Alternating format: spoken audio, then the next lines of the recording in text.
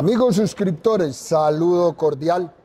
Una nueva entrega Mi Empresa con Jaime Cardona, el canal del emprendimiento. Recuerden, aquí todo aquel que quiera figurar en el ámbito empresarial debe de ver este canal. No olviden, suscríbanse, apoyen, no tanto a mí, sino a los emprendedores para que esto les llegue a todo el rincón del planeta, para que conozcan historias de vida, que es lo más importante a la hora de emprender. Uno tiene que mirar el espejo de los demás para poder caminar por donde otros dejan huella. Qué importante eso. Hoy, como es costumbre en el canal, un personaje, estoy con Daniel Zapata, un hombre de verdad, créanme. Mire, yo en todas las entrevistas he tratado y pregunto mucho el tema del cannabis, de lo que en unos países es cannabis, en Colombia marihuana, etcétera. Y siempre hago esa pregunta a mis entrevistados: ¿cuál es la opinión, el concepto que se tiene para algunos la mata que mata, para otros la mata que es oro, para otros la mata que son oportunidades de negocio? Pues este hombre la tiene claro en la parte de comercialización del cannabis. Ya entrevistamos a aquel pequeño productor de 20 matas, ahí lo ven en el canal. Ahora vamos a entrevistar la parte comercial, que es Daniel Zapata. Daniel, sos un ingeniero de telecomunicaciones. Mire, telecomunicaciones, ingeniero, y van a ver la historia tan linda. Dani, gracias por recibirme en el canal, parcero. A vos por la invitación. De verdad, muy formal, hermano. Me siento bien y cómodo porque he venido mirando tus redes y veo que estás haciendo una labor muy bacana. Muchas gracias. ¿Dónde naciste? Yo nací en Medellín, Colombia. Paisa. Sí. ¿Cuántos años tenés? 41 años cumplí ahora. ¿Y hermanos? Tengo un hermano mayor y una hermana menor. ¿Vivos? Sí, están vivos. ¿Y tus padres? Mis papás también, afortunadamente, están vivos, y tengo una tía que es como una segunda mamá que ha vivido conmigo toda la vida. ¿Hay unión familiar en tu casa? Sí, bastante. ¿Total? Sí. ¿Fundamental para emprender? No es fundamental para emprender, pero ayuda como un berraco. Eso sí es verdad. O sea, mientras más haya círculo familiar, pues más ideas fluyen y más sentido se consigue a través de lo que se logra. Por mi parte ha sido más el apoyo moral, incluso financiero. Por ejemplo, yo en estos días que llegué a Australia, llevaba mucho tiempo por fuera del país, entonces al no estar produciendo tanto tiempo, aquí los bancos no me miran con buenos ojos. Ya, en cambio mi papá abre la boca y ahí mismo lo llaman a ofrecerle. Entonces mi papá ha sido, por ejemplo, un apoyo financiero muy grande para mí.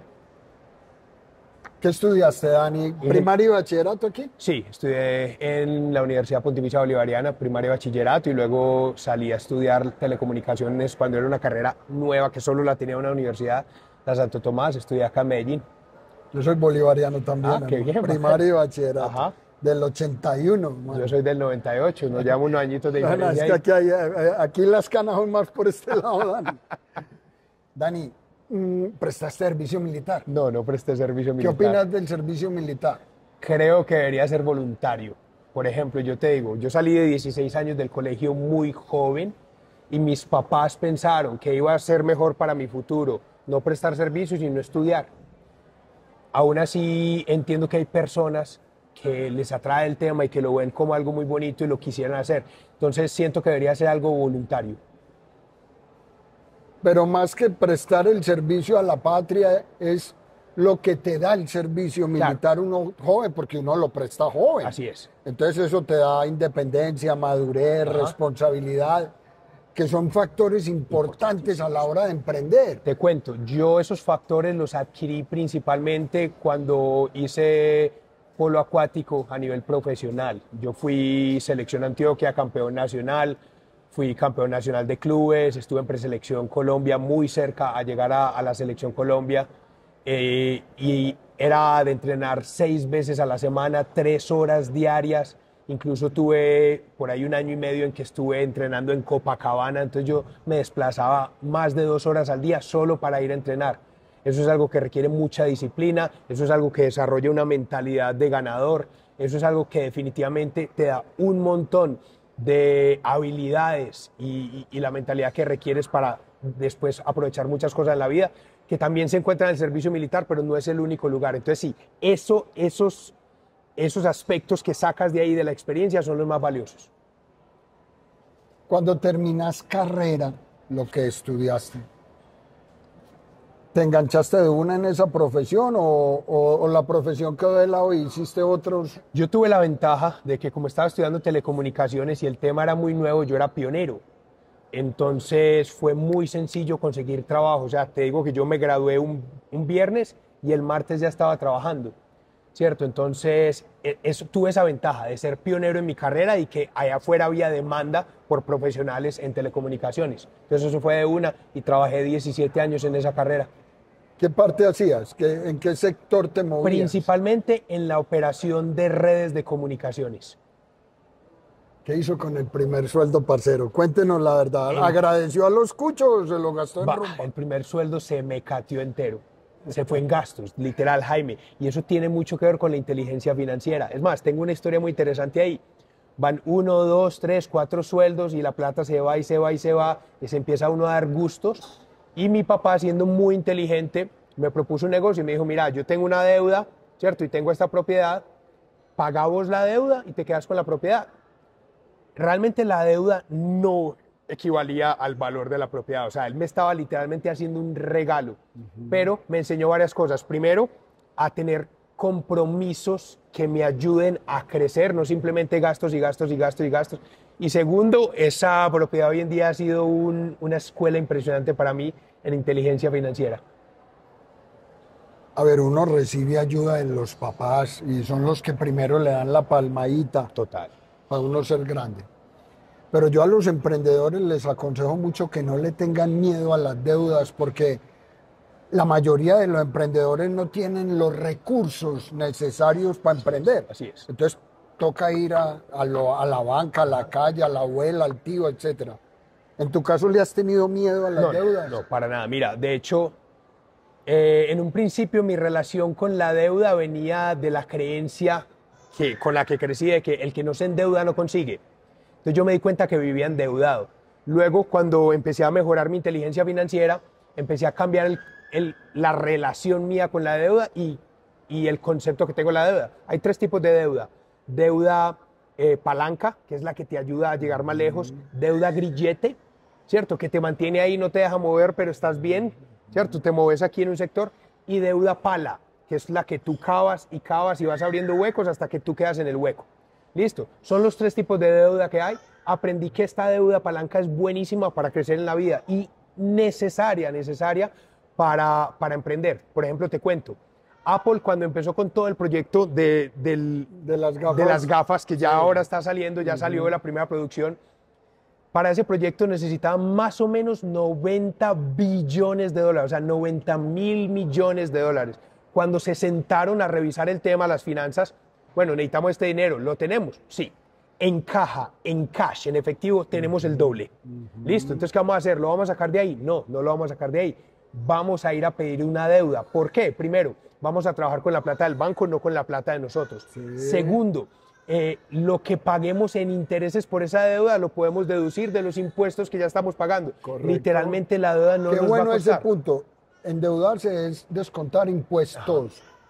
Tengan eso presente. Porque en los negocios uno paga impuestos después de gastos. En cambio, en la vida real el empleado paga impuestos antes de los gastos. Correcto. Entonces, esa parte es clave. Y finalmente, pues, en un negocio, cuando el negocio paga la deuda y no está saliendo de tu bolsillo, el negocio es redondo.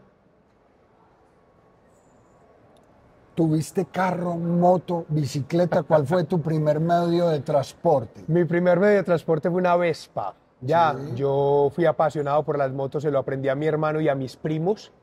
Desde los 16 años, a los 18 tuve mi primera Vespa, me la regalaron en mi casa. De ahí para allá yo empecé a trabajar y empecé a comprarme. Llegué a un punto incluso donde tuve 2 motos. Ya, una para en semana ir a la oficina y otra grande los fines de semana para salir a pasear. Ya que me decís que te viste el primer transporte, la moto, la pregunta va direccionada. ¿Todo emprendedor tiene que tener un medio de transporte distinto al público? No. ¿Le ayuda eso a emprender? Depende del emprendimiento. Por ejemplo, yo te digo, a mí personalmente, yo hoy en día ando en patineta eléctrica. Sí. ¿Cierto? ¿Por qué? Me rinde más que en la moto en la que andaba, sí. Por un lado. Mucho mejor con el ambiente total. Sí. Me encanta la adrenalina, entonces la patineta eléctrica me la estoy disfrutando mucho. Tiene menos gastos que la moto y ay, la facilidad con la que me muevo es impresionante. Pero mira, Dani, ahí viene como para moldear un poquitico más el concepto. Tú dijiste algo muy válido, depende del emprendimiento. Sí. Pero muchas veces, independiente del emprendimiento, el no tener un medio de transporte implica o llegar tarde, o no cumplir la cita, no poder proyectarse y crecer no solamente en el círculo Ajá. urbano, sino rural. Sí. Entonces, yo de los consejos que le doy mucho a la gente que ve el canal es no le tengan miedo a conseguir un medio de transporte, así sea que lo deban. Sí. ¿Crees que es buena Ajá. iniciativa? Sí, claro, mira, la razón por la que yo conseguí patineta es porque a mí me funcionaba, pero antes andaba en moto y si necesitara carro me conseguiría un carro. O sea, la pregunta es, ¿qué necesita mi negocio para crecer? Si es un carro, entonces cómprate un carro, ¿cierto? Y pon a que el negocio lo pague. Así de sencillo. Como emprendedor, en tu caso, las inversiones que hacen, la primera inversión que has hecho es a tu propiedad, a tu carro, a tu seguro de vida, a tus viajes. No, la primera inversión que he hecho es al mismo negocio. Porque si el negocio crece, el negocio se va a encargar de todo eso que tú mencionaste. ¿Ya? Pero si yo empiezo a sacar dinero del negocio para... Generalmente la gente lo hace por lujos y comodidades. Sí. Lo que están haciendo es matar la gallinita de los huevos de oro. Se descapitalizan y uno tiene que capitalizarse. Completamente. ¿Correcto? ¿Estás casado? No, ¿Te gusta el matrimonio? no creo en el matrimonio. ¿Los hijos te gustan? Me gustan los niños. Por ahora yo no tengo planes de tener hijos. Pero me parece súper bien, me la llevo muy bien con los niños. La Corte acaba de sancionar semanas en el aborto. Si te vieras en una situación de esas, con un hijo de pronto no deseado, malformado en el vientre, ¿estarías de acuerdo en que tu pareja abortara? Yo soy mucho de lo que te diga la intuición y soy mucho de respetar, por ejemplo, que en ese caso es una decisión de dos personas, ¿cierto? Y sobre todo la mujer lleva una carga bastante importante, no solo durante el embarazo, sino también después del embarazo. Entonces respetaría mucho la opinión. Si fuera por mí, yo creo que decidiría no hacerlo, ¿cierto? Pero no porque esté en contra del aborto, ¿ya? Sino que simplemente yo creo que, mira, hemos sabido de casos de niños que supuestamente no deberían haber nacido y ahí tenemos un Beethoven, ¿cierto? Entonces, yo creo que siempre hay algo en cada proceso, pero también respeto la decisión de las personas y no juzgo para nada. Tu proyecto, que enseguida vamos a detallarlo, te das cuenta en determinada etapa del desarrollo de ese proyecto que no funciona por Y, Z, W, por lo que sea. ¿Estarías dispuesto a darle muerte o eutanasia a ese proyecto, como estarías dispuesto a que si tu papá o tu mamá en este momento les dice el médico, no, ya con el cucho no hay nada que hacer, hermano, ya el hombre está sufriendo? ¿Sí? ¿Estarías de acuerdo a prescindir de la vida de tu padre si estuviera en tus manos y a la vez salir y decir, este proyecto no me funciona, corto? Sí, mira, lo segundo ya lo he hecho, ¿cierto? Pienso que uno tiene que ser inteligente. Ojo, cortar no es ante el primer obstáculo simplemente tirar la toalla. Cortar es entender, por ejemplo, que hay cosas que ya no van para ningún lado y hay que cortarlas. Eso es claro y eso es importantísimo entenderlo. Mucha gente con los negocios los tratan como hijos. ¿Y cómo va a matar uno al hijo? Entonces se casan con eso y se casan con eso y sufren del síndrome, de la falacia del costo hundido. La falacia del costo hundido es, le he invertido tanto que no lo voy a dejar, pero no voy para ningún lado y entre más sigo y más sigo, más sigo invirtiendo y cada vez va a estar más hundido. Con la ilusión de que cree uno que lo va a sacar adelante, Ya, ¿cierto? esa esperanza que... Entonces eso es un error. Depende. De lo que te diga la intuición, sino que es que hay veces la intuición es tan clara, pero uno, las emociones, ya, o la racionalidad, dependiendo del punto, hace que se apegue y el apego es el problema. Y en la vida. En la vida, donde mira, fuera tu padre sí, el que esté, o tu madre, o tu hermano, o un ser querido. O yo mismo. Que esté en tus manos, mira, o tú mismo. o yo mismo, que sea mi decisión decir, ¿sabes qué? Hoy no tengo dignidad, no tengo calidad de vida, esta condición realmente no es vida, yo firmaría, ¿cierto? Y el asunto es este, yo tengo una relación muy diferente con la muerte. La gente ve la muerte como el final, yo lo veo como una trascendencia, ¿cierto? Hay culturas que celebran la muerte, pero hay otras culturas con ciertas creencias religiosas donde nos han enseñado que la muerte es algo como negativo, como el fin de algo. Entonces, desde que yo cambié mi relación con la muerte, Jaime, nos vamos a morir, ya.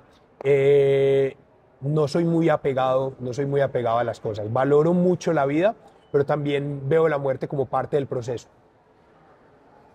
Uno debe de tener 2, 3 lenguajes, 3 idiomas, uno debe ser bilingüe para poder ser un buen emprendedor. Hay que tener un idioma universal, que es el inglés. Hoy, mañana puede que sea el mandarín, ¿cierto? Hoy es el inglés, pienso que es importante si tú quieres crecer, porque tenemos la ventaja de que con el Internet los negocios se globalizaron y esa globalización requiere poder comunicarme con todo el mundo, ¿cierto? Entonces no es requerido. Yo conozco personas incluso que se globalizan aún sin saber inglés y mantienen un intérprete al lado de ellos. Yo siento que no es lo mismo y es importante eso. Entonces sí le recomiendo a la gente que al menos aprendan inglés, y aprender otros idiomas de verdad te puede abrir puertas en el mundo. ¿Qué papel juega en tu formación personal las redes sociales? En la formación personal es Y importantísimo, empresarial. es importantísimo. Te digo porque mucha gente ve las redes sociales para hacer esto y lo ven como medio de entretenimiento, de ocio, de pasar el tiempo. Para mí las redes sociales son más un acceso a un montón de información formativa, educativa, de crecimiento, que antes no lo tenía y ahora sí, y que además es gratis. Entonces, generalmente la gente que yo sigo en redes sociales es gente que me aporta, que me ayuda a crecer, que me da mensajes positivos, que me inspira, ¿cierto? Entonces uso mucho las redes sociales para mi desarrollo personal. O sea, tenerlas. Claro. Fundamental. Sí, tenerlas. Así sea, así sea. De pronto no va a producir cosas, listo, úsalas para... Capacitación, Total, intelecto. completamente, puro desarrollo personal. Además, si tienes redes sociales, no las uses como entretenimiento, úsalas como medio de producción. Este aparatico, primero, vale unos pesos. Segundo, hay que pagarle un plan mensual. Haz que el aparatico ya te genere, no simplemente te cueste. ¿Qué importancia le das al tener que salir de tu entorno cultural y conocer otras culturas, como en tu caso que emigraste a otro país? Eso es importantísimo. Esas son cosas que uno debería hacer en la vida una, dos y hasta más veces. ¿Por qué? Porque es la manera en que crecemos. Es así de sencillo. Cuando uno va y conoce otras culturas, por ejemplo, acabo de conocer una cultura donde la muerte la celebran, ¿cierto? ¿Por qué? Y yo llego a entender por qué lo ven así, eso me ayuda a mí a ver el mundo más amplio. Entonces, yo digo que uno crece con perspectivas. Yo tengo una perspectiva de vida y la entiendo y así es que vivo. Luego llega Jaime y me aporta una perspectiva diferente. O sea, Jaime ve la vida desde otro ángulo, ¿cierto? Y por eso ve otras cosas diferentes. Yo no tengo que estar de acuerdo con Jaime, pero entender la perspectiva de Jaime me da a mí dos perspectivas. Entonces ya tengo de dónde escoger. Y entre más perspectivas tengo, más opciones tengo de vivir mejor. Yo tenía creencias que la verdad no me funcionaban bien y vi como la veía otra persona y dije, esa me gusta y me funciona mejor, yo estoy mejor así, crecí. De ahí es donde viene tu proceso migratorio. Entremos un poquito en esa etapa de tu vida que tomaste la decisión de ir a un país desarrollado, porque es que hay quienes emigran a países menos subdesarrollados que el nuestro, pero en tu caso tomaste la decisión de ir a un país desarrollado. Cuéntanos un poco de ese periplo en tu vida. Mira, lo primero fue que cuando empecé a viajar fuera de Colombia, vi un mundo espectacular afuera y me enamoré de eso. La primera vez que fui a Estados Unidos, yo me quedé, wow, este país es espectacular. Y me enamoré de eso. Entonces después, cuando tuve la oportunidad, porque ni siquiera fue un plan, alguien me contó de sus planes, él sí tenía el plan de ir a Australia y me contó por qué. Yo dije, bacano, chévere, me uno al plan. Y ahí fue que decidí irme a Australia, a conocer el mundo, a vivir el mundo, ¿cierto? Y a tener otras experiencias. Sentí que lo que tenía acá lo podía soltar, hablábamos del apego, y que yo no me iba a morir por eso, y iba a estar bien, ¿cierto? Entonces, cuando tú estás desapegado, estás abierto a muchísimas otras cosas más. Y eso fue clave, esa experiencia fuera conocer lo que tú dices, el desarrollo, ¿cierto? O un nivel de desarrollo más avanzado que el tuyo, eso te cambia la perspectiva y te ayuda a crecer. ¿Qué hiciste en Australia? En Australia hice muchas cosas. Primero, Que entre otras cosas está de moda hoy en día, todo el mundo que quiere ir para Australia, hermano. Es impresionante, hasta mis hijos se eso viene quieren hace ir. 10 años. Desde de 10 años para acá todo el mundo quiere ir para Australia.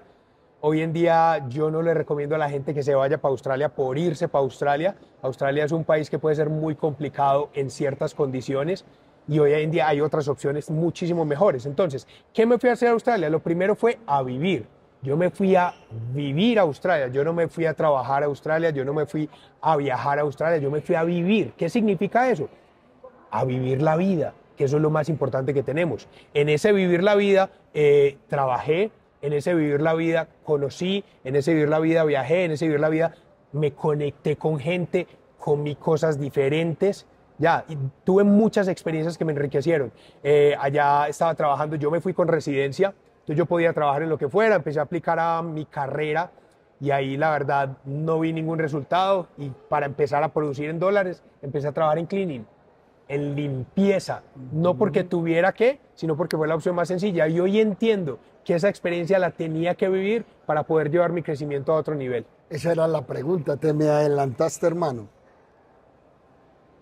Para uno tener un proyecto de vida, digamos, o personal o ambicionar a crecer, uno debe ser empleado.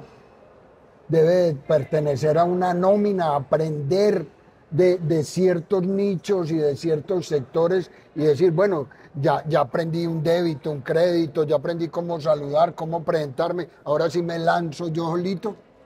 Jaime, yo creo que esas cosas de las que estás hablando generalmente no se aprenden en un empleo. Listo, entonces, por ejemplo, yo le recomiendo a los jóvenes, mire, usted sueña, por ejemplo, con ser un gran inversionista. Vaya, trabaje para un inversionista exitoso, así sea gratis. Listo, trabájele 6 meses, un año y apréndale. Ya, hágale sombra, apréndale, ¿cierto? Pero la mayoría de la gente, o al menos ese fue mi caso, conseguimos un trabajo no tanto por el trabajo, lo que vayamos a aprender en el trabajo, sino por el sueldo. Por la necesidad. Sí, por el sueldo. Y el emigrante cuando llega a otro país, pues le toca echar mano de lo que haya, hermano. De lo que haya, sí. Yo no tenía que trabajar en eso, pero fue lo primero que salió y le dije que sí. Y eso me ayudó a crecer mucho. Y esta es una de las cosas importantes. Le abrí las manos con agradecimiento por tener la oportunidad de empezar a producir en dólares. Porque en telecomunicaciones, que era mi carrera, no me estaban dando ningún trabajo. Entonces abrí las manos agradecido a esa experiencia. No fue una experiencia fácil, tuvo momentos muy difíciles. Lo que sí es que fue una experiencia que me ayudó a crecer muchísimo. Pero ¿sabes qué? El ego es el que muchas veces no nos permite vivir ese tipo de experiencias. Ahora, no me quedé en esa experiencia. Cuando yo sentí que ya había crecido lo que iba a crecer ahí, trascendí. Entremos en materia, hermano, Dale. que es parte de la esencia de este conversatorio. Ahora estás trabajando en una industria que Colombia acaba de... Hace unos días ya le dieron... Ya pasó el octavo. Sí, ya firmaron. vía libre a que te pares en un semáforo a fumarte un porro, un joint o bueno, etc. Pero más que eso, estás en la industria del cannabis, no del consumidor activo, sino del consumidor industrial. Eso es lo que entiendo. O explícanos por qué llegas a la industria del cannabis. Mira, llegué a la industria del cannabis. Yo venía trabajando con otra compañía en la industria del bienestar, con productos Ayurveda, como este que está acá.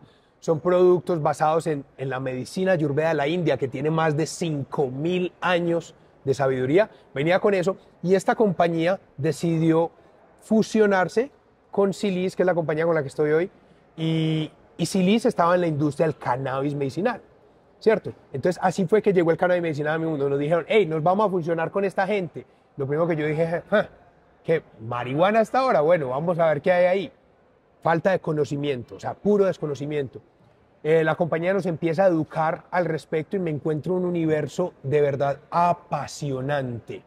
El universo del cannabis es impresionante. Literalmente hay un documental en Netflix que se llama The Magic Plant, la planta mágica. Sí es la planta mágica de verdad.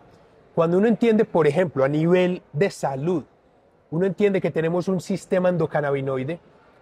Hay muchos médicos allá afuera que ni siquiera saben qué es eso. Te lo voy a poner de una manera, Jaime, para entender la importancia del sistema cannabinoide. Hace de cuenta que vos sos médico y yo te digo, Jaime, mira, hay un sistema nervioso central. una red de neuronas conectada, y tú me dices, no, no sabía que eso existía. De ese nivel de importancia, hay un sistema endocannabinoide en nuestro cuerpo que tiene un papel vital y la mayoría de profesionales del área de la salud de afuera no saben esto porque la academia en la que aprendieron su carrera no sabía eso. Pero vení, me acabaste de dar cabida a algo. ¿No será que el mercado no le da cabida al cannabis? No, no, no. Porque mira, acordate que hay grandes laboratorios, ese es y el hay asunto. un mercado Entonces, inmenso y potencial. Entonces vamos a ver el tema del cannabis como tal, como industria completa. Listo. Lo primero es, el uso del cannabis está documentado hace más de 10.000 años. Sí. De ahí para atrás, quién sabe cuánto tiempo estuvo sin documentar. Listo, eso es lo primero. Eso no es nuevo y eso se viene usando hace mucho. Es algo natural, completamente. O sea, eso lo produce la tierra, no es hecho por el hombre. Segundo. Tercero, ya sabemos que a nivel, hoy, comprobado científicamente, a nivel de salud, es de lo más importante que hay en el mundo. Yo le diría a todo el mundo, que use esto. Así de sencillo. No porque esté enfermo, sino porque usarlo es importantísimo. Pero además de eso, ¿qué pasa? Llega un punto donde la industria farmacéutica coge mucho poder y se dan cuenta que esto es un enemigo y lo satanizan. Por allá más o menos en 1914. Entonces, ¿qué pasa? Es una industria con mucho poder económico, se encargan de hacer una campaña de mercadeo, de satanización para el cannabis, donde hablan de que la gente se vuelve loca, suicida, homicida, ya. Y hoy en día está demostrado que ninguno de los argumentos que ellos usaron es real y ninguno tenía prueba científica. Ya. Entonces, hoy en día, ya que la industria farmacéutica no puede tapar el sol con un dedo, ya que hay científicos que demostraron la importancia de esto, la gente le está dando cabida, la industria le está dando cabida. Hoy el cannabis medicinal hace parte de nuestro sistema de salud, del POS. Ya, está regulado por el Ministerio de Salud que las EPS pueden darle a la gente cannabis medicinal. Dani, ¿cómo quitarle a la gente del común, al de la calle, que ese no es la mata que mata, que eso no es ese estigma de marihuanero, vicioso, zarrapastroso? Porque uno ve un flaco por allá barbado, por ejemplo, yo lo veo a usted, huevón, y yo diría, no, este fuma marihuana. ¿Cómo quitar ese estigma a través de esto? Mira, lo primero es entender que nos contaron una historia y todo el mundo se la creyó porque la dijo alguien importante. Pero también hay que recordar, por ejemplo, que en los años 60 salían comerciales de doctores, médicos, recomendando cuál marca de cigarrillos fumar. Sí. ¿Cierto? Esa era otra historia que nos estaban contando, hasta que salieron unos científicos y dijeron, no, venga, es que eso te mata, eso da cáncer de pulmón, ya, eso genera esto y esto. Es eso básicamente lo que pasa. Nos contaron la misma historia que estaban contando del cigarrillo, que eso era malo, pero la del cigarrillo era que bueno, y es al revés. La del cigarrillo nos dijeron que era buenísimo y ya sabemos que es malo. Esta nos dijeron que era malísima y ya sabemos que es bueno. Ahora, ¿qué pasa? Como todo en el mundo, el abuso es el problema.